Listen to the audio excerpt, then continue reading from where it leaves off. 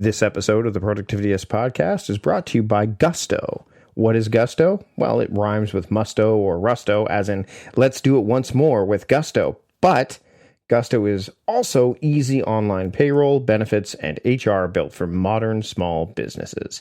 To get 3 months for free when you run your first payroll, visit gusto.com/timecrafting. I'll have more about Gusto during this episode, but for now, let's get on with the show.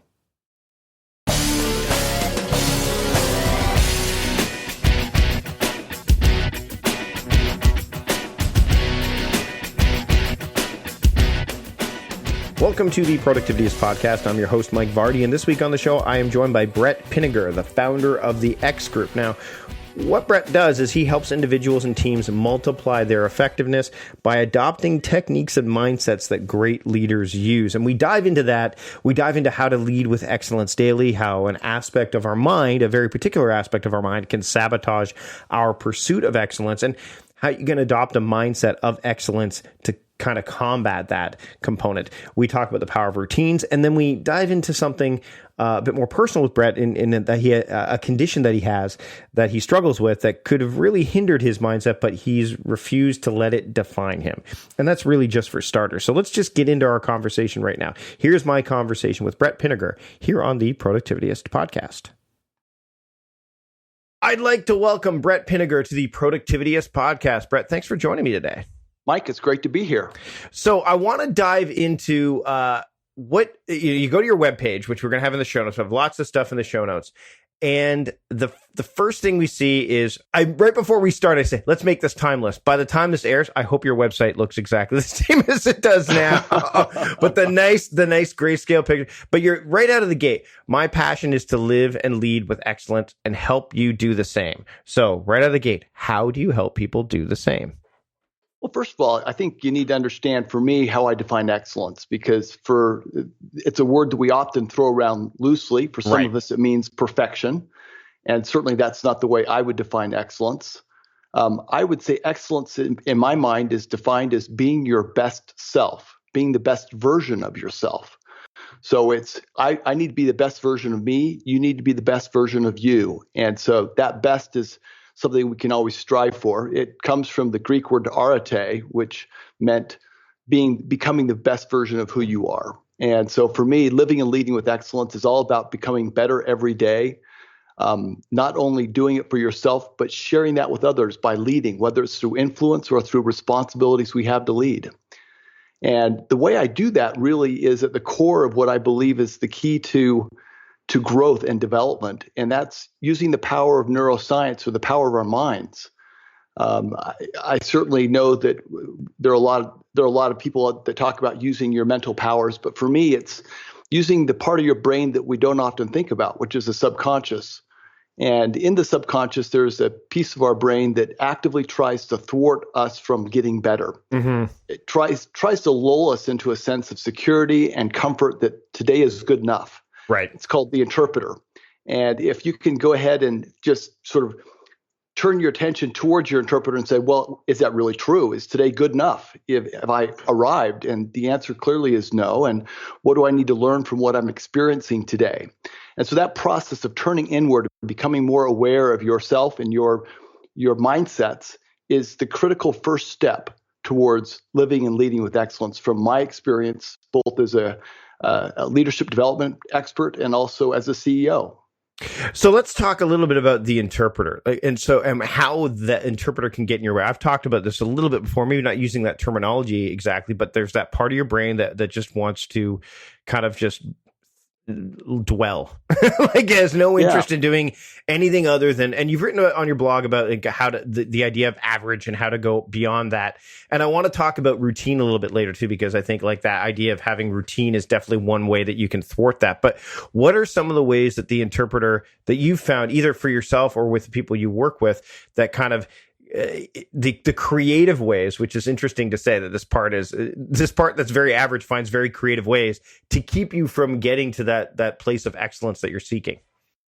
Well, what it does is it basically takes your historical view. Let's say that you've got a view that there is someone that you don't trust, and every time that person interacts with you, the interpreter says, look, there they go again. They just did that thing that means you can't trust them. Even though that thing may have nothing to do with your ability to trust or distrust them. It's going to take all the evidence it can to support your pre-existing view of them, and it's going to discount or throw out everything else that might cause you to rethink or to reconsider your view of them. And so the key here with the interpreter is to understand that it's out there to try and create the status quo or to reaffirm the status quo. And typically it has to do with how we either see the world, how we see ourselves, or how we see other people. Those are the three major areas of mindsets. And so it may cause you to say, for me to win, somebody else needs to lose. And so you're constantly in this mode of evaluating, they're out to do something that might make me have less opportunity. So I'm going to play close to the vest here and not share with them. When in fact, sharing with them and living a life of abundance may be the best thing that ever happened to you. For more of us, though, I mean, most of us kind of have a sense of abundance and a sense of we can help each other and we'll all be better off. Oftentimes we have views of ourselves, though, of either being less than or better than. And this is the area where I get caught up, and I know a lot of people that I work with get caught up, is that we often have these views that, well, if people really knew who I am, they would never want to work with me. It's sort of the imposter syndrome. And that interpreter is there reinforcing the imposter syndrome over and over and over again by saying, are you really good enough here? Are you really sure you're able to add the value that you say you can add here? And it's going to take every bit of evidence where you ever maybe don't quite reach what you want to accomplish, or you don't quite deliver in a way that you're happy with, to say, there you go again. You just did it and you under-delivered, and therefore you may not be as good as you think you really are. And so that's the key, is to understand that interpreter is there doing this repeat performance over and over again. But if you can just turn your attention to it and ask yourself, is that really true? Do I really know that that's true? You begin the process of basically defanging it and reducing its power to do bad, and then use it to basically rewire your brain to have much more positive mindsets and beliefs about how the world works and about your ability to be successful. You've faced some challenges, and I want to get into this now because I think that some of the challenges that you faced a few years ago kind of led you to you have this. I guess you sort of have signs of a condition that would even give you more ammunition to that interpreter, right? That idea that, hey, you definitely can't do this, or what are you thinking? That kind of thing. Can you share a little bit about that? I think you know where I'm going with this. I do indeed. For the last several years, I've been the CEO of different companies, and in 2014, I was the CEO of a software company. And at the time, life was going along really well. One day, I looked down at my hand at the breakfast table and noticed that it was twitching back and forth. And over time, I came to realize through the help of medical professionals that I had Parkinson's disease.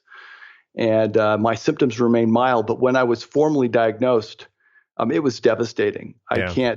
I can't sort of overstate how hard that hit me, because it caused me to rethink who I am. I mean, I had this deep mental belief that what makes me valuable is my ability to take care of other people, to provide for my family, to take care of the people that I work with and work as part of the company.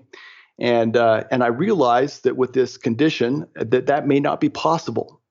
And it led to frankly, a real depression, and where I was just not functioning very well and not very productive at all.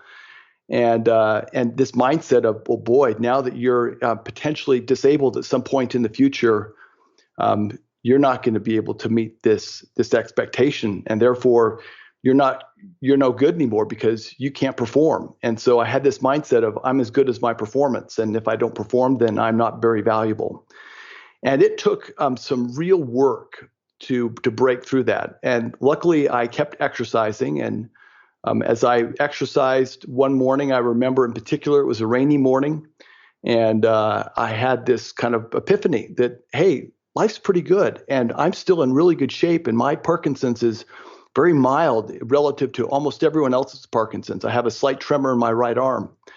And I go, why am I sitting here worried about some eventuality that may or may not come and not enjoy the day? And so I began to really appreciate, be grateful for the day.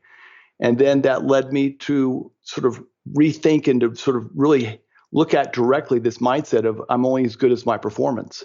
And to begin to rewire my brain to understand that I've got inherent worth. And I always knew that, but I realized this other negative mindset would always kick in when I got stressed. And so now I'm actively sort of saying, don't you come back again, because I know who I really am. And so for me, that became a very personal battle to make sure that I reset my mind. And to be honest, it's something I have to continue to go back to, just because it's hard to sort of get rid of these negative mindsets. Sometimes it's a lifelong battle, and you just keep at it and keep reminding yourself who you really are, or whatever mindset you need to remind yourself of. So Brett, let's talk about routine now, because and it's funny, we talked about perfection and excellence and the kind of the dichotomy that each of those present. What's interesting is I working for Costco for years. Jim Sinegal, who is the CEO of Costco and one of the founders, he had this quote that said, perfection is the pursuit of perfection is, and I'm paraphrasing, it's just idiotic. It's not smart. Instead, we want to search for excellence, because excellence is achievable. And you talk about that. I'm going to link to that in the blog post. But one of the things that I found, and I know you talk about this as well, is this idea, if you want, putting a framework in place, it gives you this kind of this ability to really focus on the parts of you that you can leverage to live, with excellence. And routines play a big role in that. And I would imagine that, especially, when you had that diagnosis, even before that and obviously after, routines play a really important role for you. They do indeed. In fact, they are absolutely essential to my day-to-day well-being. And as I'd mentioned here, I love to run, and that's an essential part of my routine. If I'm not running sort of 4+ days a week, I don't feel well. I miss it. I can tell that I'm not at my best because I'm not running. And it's not just the physical aspects of running. It's very much the mental aspects of running as well that are really important to me. In fact, I think that I get more psychic benefit from running than I do physical benefit. And I get a lot of physical benefits from it. But being outside early in the morning, pitter-pattering down the road, is a place where I get to process and think and to sort of prepare my mind for the day. And so that's a really essential part of my routine. There are some other key elements, though, to my routine that really are sort of also essential. I'd say number one is this notion of taking time just to sort of meditate and or reflect or be mindful on things that I'm grateful for.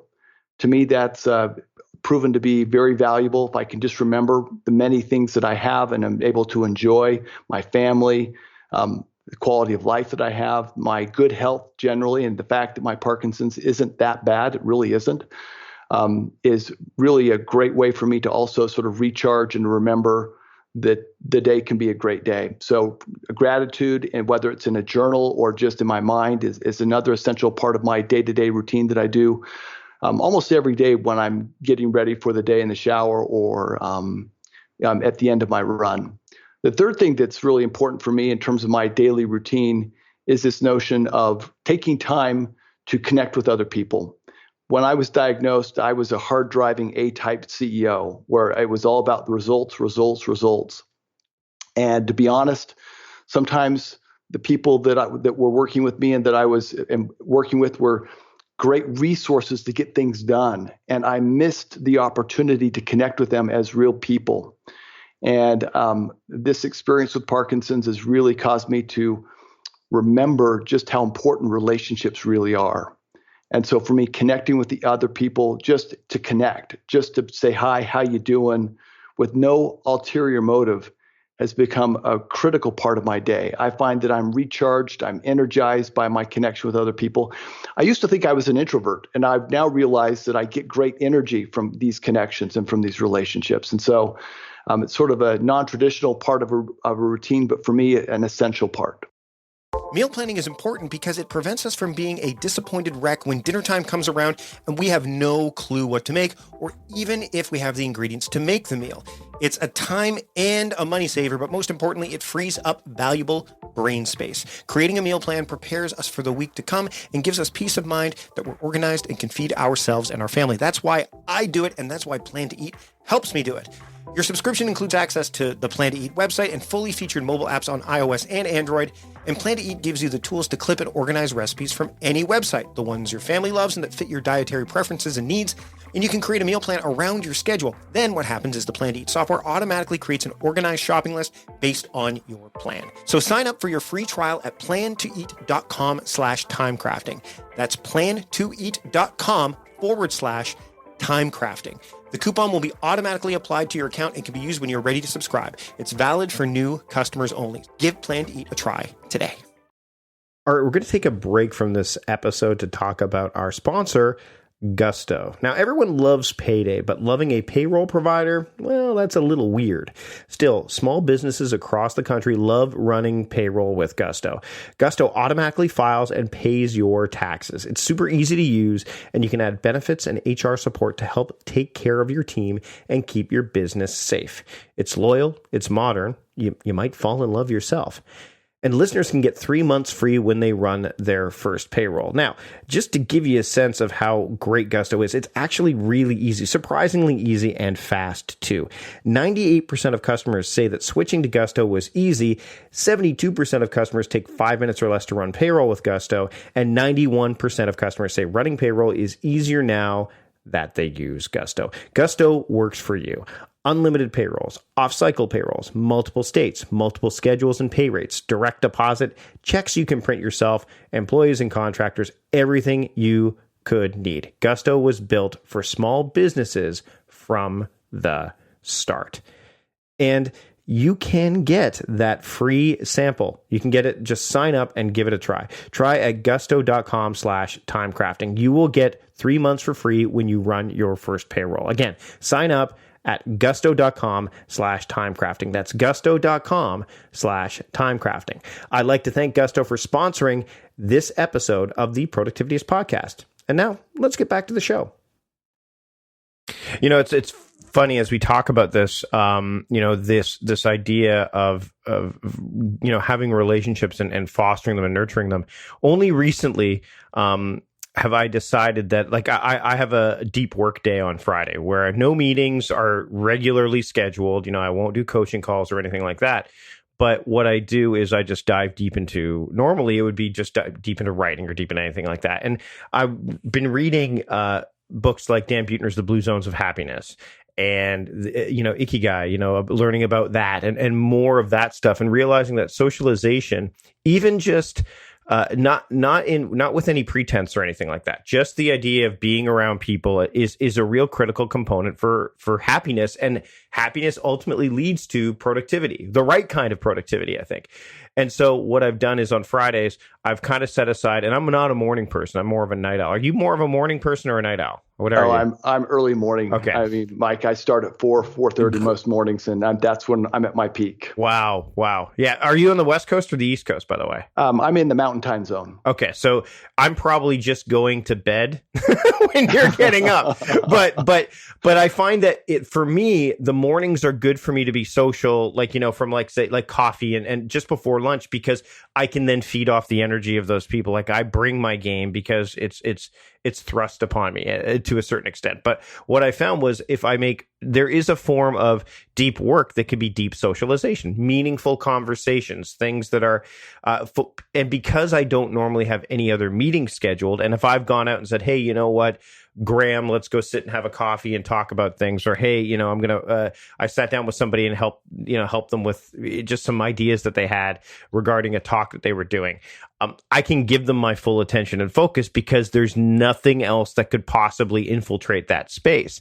And I think that people, again, I talked about this on the Scott Amix episode as well, this idea of slowing down, reflecting, not necessarily focusing on speed of life, but the idea of quality of experience and things like that can ultimately lead to better productivity, right? Like this idea of, and routines, if you have routines in place, then you're not going to, the blind spots that you would normally have or the gaps, they get filled, right? Yep. That's absolutely true. What are some of the other things that you do when it comes to, helping people live and lead with excellence? Maybe stuff that maybe what's one of the things you struggled with the most, or that you find others struggle with, that you've been able to kind of give them some mental models to kind of, help them on their way? Well, I'd say there's an overarching struggle with this, which is a lack of attention to it, that we don't intentionally seek to grow and develop every day, that we are wired to just try and make each day as comfortable as possible. And so one of the very first steps that we take is in getting people focused on intentionally becoming better every day, and to build a plan. You've got a plan for your business or a plan for your life here. That plan at its core, though, requires growth. And yet so often we seek to avoid growth or to not intentionally lean into the growth. And so the key first step is to get somebody's intention focused on developing and getting comfortable with the pain. And one of the fun ways that we do this from time to time, and not with everybody, but for some of my clients, they really enjoy this, is taking a cold shower. And in fact, there are a lot of medical benefits to a cold shower. Mm-hmm. But one of the real benefits of a cold shower is just you're bringing intention to your body. You are really focused on how it feels. You are aware of what's going on. And then you bring that same level of attention to how cold it felt to what am I going to do today to be a great leader is a great way to help people just to re-engage. What does it mean to get focused on something? And to help them to then deliver their focus at getting better and living with greater excellence in each and every day. So that would be one key way that is the beginning of the process for most. And then that leads right into the second, which is this idea of awareness. Sometimes we don't even know what we're working on to get better as a leader. We may have goals for the business, but we don't have goals for being a leader. And so we try and get people to be aware of what their weaknesses are or what things are holding them back that they can then work on specifically in that day. And almost always they start with those mindsets we talked about. Once they get the mindsets right, then it's easier to work on your actions and to be more effective. And so getting that awareness way up. And one of the best ways to get your awareness up is to let other people really give you some direct and honest feedback, whether that be done through an assessment or to just go to a friend or to a partner or a spouse or a significant other and to say, I'm going to be quiet for the next 15 minutes. And I want to listen to what you would tell me if you were really to tell me what I really need to hear to become the best person I can be today. So let me just listen and let you talk. I'm not going to respond. I just really want to let it sink in and hear what you have to say. And please don't compliment me. Give me some constructive criticism or something that I need to work on to get better at. And to just create that space where you literally don't talk and just allow somebody to speak and to share with you what you really need to know for that day can be incredibly cathartic. I had that experience a few months ago, I guess it now is, with a friend. And I think what was interesting and maybe painful was how blind I was to what they were saying until they started talking about it. And I realized that I had an area in my life where I really wasn't seeing things clearly. And that came down to me, just to be very sort of blunt here, doing things for show instead of for the right reasons. I was doing things to be seen by other people instead of doing them to just do the right thing. And this friend really sort of dug in and said, Brett, I wonder why you just did X. I wonder why you just made that comment. I'm wondering why you just made this invitation to this person here. Was it to be able to be recognized that you invited them to do something, or was it to really connect and to be with them? And it cut deep because I realized that was a part of what I wasn't seeing in myself. I was just blind to that. And so the benefit of having somebody who can really tell me that was a really powerful way of becoming more aware and of becoming more intentional about my motivations behind interacting with people. Do you spend a lot of time looking into like virtue and care? I mean, I've been spending a lot more time, and I guess this is the interesting thing is you spend more time with this stuff and you look beyond the day, right? Like a lot of people when they're trying to, and you talk about becoming better every day, but that's it's bit by bit. And I think one of the things that I've noticed over my decade of studying time management productivity is you start out by looking at like, how can I get through the day, and then ultimately you realize that ultimately you realize that you have to look well into the future and build things like virtue and character and things like integrity and all those things well beyond the year too. Like, that's why I'm not a big believer in New Year's resolutions, because the year flies by and you're asking to compartmentalize a lot of things, especially the resolutions a lot of people make in like that, over an extended period of time that's either not sustainable because it's too long and you made the thing too big, or not rewarding because it's too small. How do you, do you spend a lot of time looking at when you're cultivating excellence and, becoming better every day? Are you looking at things more like, hey, let's look at the virtues like you just talked about, the idea of, hey, you know what, that's not who I want to be, that making those comments and that my friend catching that, recognizing not only that I'm not that person, but almost kind of giving me a bit of a, hey, you know what, that's not who you are. Why would you do that? Are you spending more time looking at that and then how to bring that into the day-to-day? That's a really interesting question, because I've thought a lot about values and character traits. And I used to believe that they were at the core of who we are. And I think they are very close to the core. But I think that these experiences we have and these mindsets are even closer to the core, and that they override our virtues. And so I would say that things like values and virtues are really good, but they're not as strong as your mindsets. Your mindsets are more powerful, these deep-seated beliefs that we're not even aware of in many cases. And so for me, it's about going deeper than the value, deeper than the character, and saying, what kind of mindset do I really have? Because I would have said that I do things for the right reasons. That was a character trait of mine.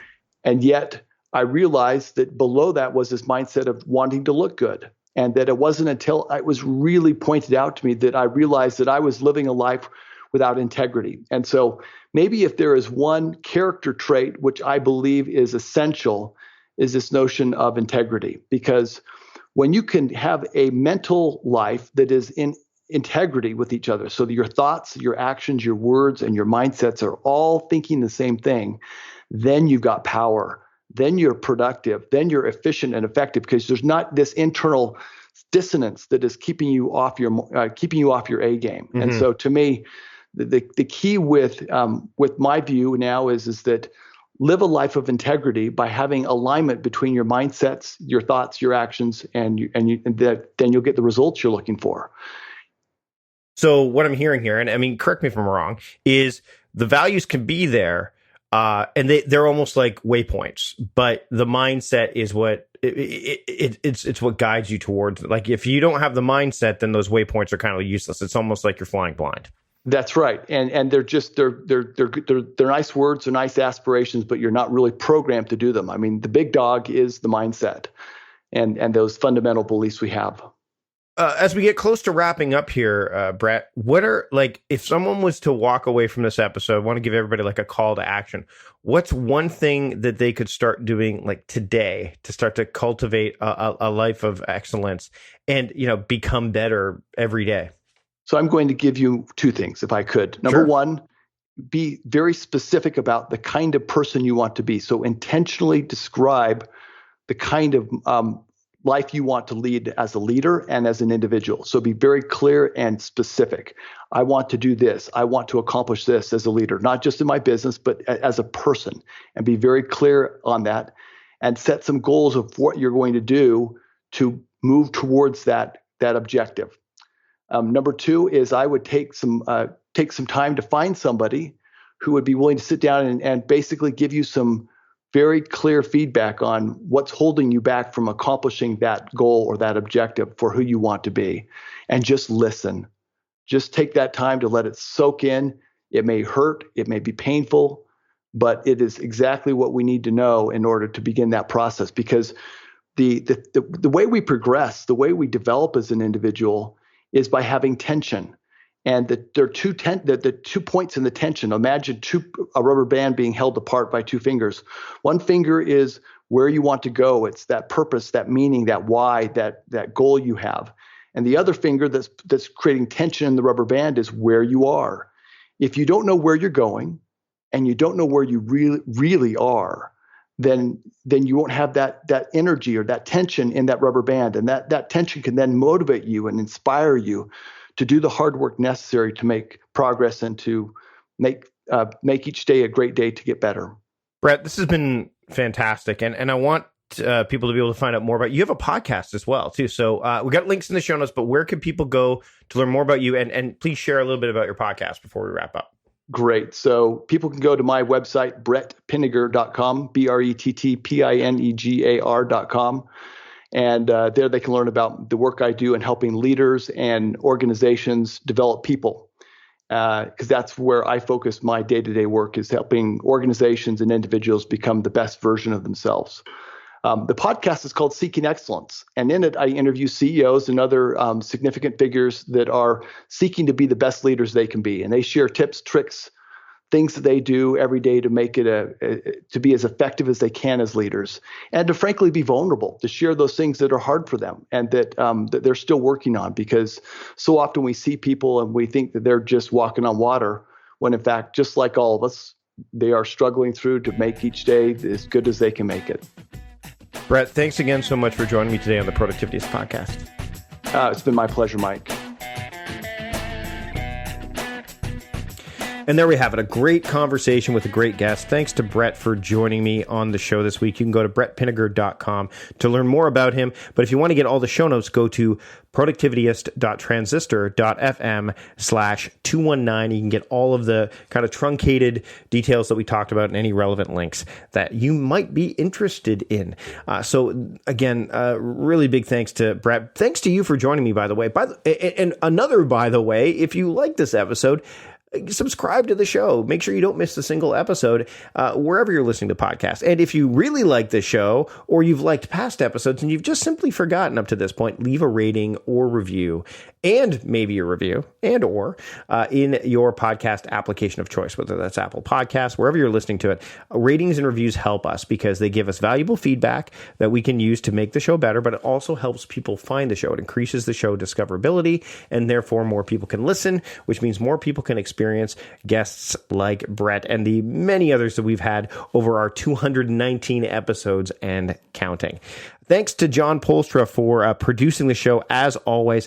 Thanks to Gusto for sponsoring this episode. Don't forget, get your 3 months free when you run your first payroll. Just go to gusto.com/timecrafting to make that happen now.